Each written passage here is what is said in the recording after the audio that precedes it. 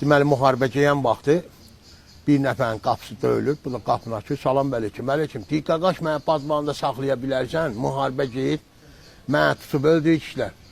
Sən günah bir dənə qızıl verəcəm. Deyir, o nə deməkdir? Gəl. Bunu salır öyün padvalına. Gündə bir dənə qızılını alır.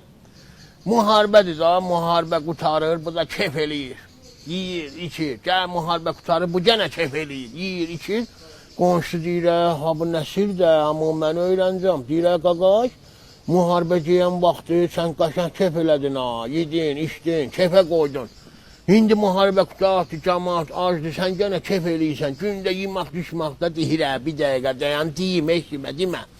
Müharibə gələn vaxtı bir nəfər qapımı döydü, dedi, mən o badmanda saxla, günə bir dənə qızıl verəcəm sağ. Hər gün bir qızıl.